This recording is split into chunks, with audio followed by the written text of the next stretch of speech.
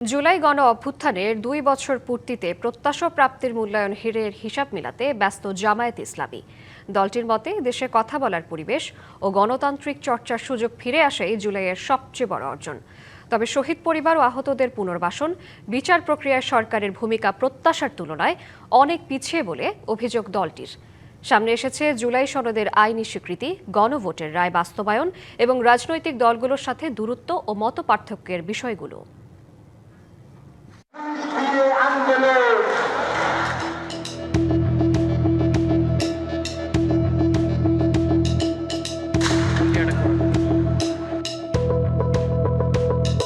২০২৪ সালের জুলাই অভ্যুত্থানের ২ বছরের মহেন্দ্রক্ষণে জাতি আন্দোলনের অর্জন, অপূর্ণতা এবং ভবিষ্যৎ করণীয় নিয়ে চলছে নানা মূল্যায়ন। গণতন্ত্র, বিচার, শহীদ পরিবারের পুনর্বাসন এবং নতুন প্রজন্মের কাছে জুলাইয়ের চেতনা পৌঁছে দেওয়ার বিষয়গুলোই এখন আলোচনায়। সেটা শুধু রাজনৈতিক দলের বক্তব্য। এখনো হয়নি গণতন্ত্রের পূর্ণ বিকাশ। মত প্রকাশের স্বাধীনতা, অন্যায়ের বিরুদ্ধে প্রতিবাদ করার একটি নতুন সংস্কৃতি গড়ে উঠেছে। প্রতিবাদের মানসিকতাও আগের চেয়ে শক্তিশালী হয়েছে বলে মনে করেন জামায়াতের প্রথম সারির নেতারা। নগদ নিয়ে এলো হার না মানা হার অফার। সর্বনিম্ন ১০,০০০ টাকা রেমিটেন্স নগদে পাঠালে থাকছে স্বর্ণের হার জেতার সুযোগ।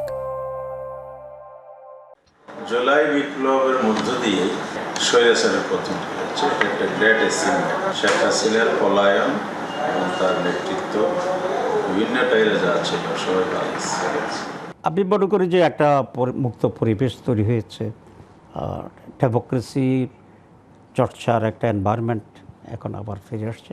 বিশেষ করে মানুষের ভিতরে অন্যায়ের বিরুদ্ধে প্রতিবাদ করার একটা মৌলিক সেন্টিমেন্ট সেটা কিন্তু তৈরি হয়েছে। মানুষ এখন প্রতিবাদ করতে জানে, সত্যের পক্ষে কথা বলার একটা কালচার তৈরি হচ্ছে। তবে জুলাইয়ের জন আকাঙ্ক্ষা এখনো বাস্তবায়িত হয়নি বলে মনে করছেন দলটি। বলছেন প্রত্যাশা আর প্রাপ্তির মধ্যে বিশাল ফারাক দৃশ্যমান। অর্জন নিয়েও হতাশা ব্যক্ত করেন তারা। দুর্ভাগ্য হচ্ছে এই অর্জনটা ব্যর্থ করে দিচ্ছে বর্তমান সরকার।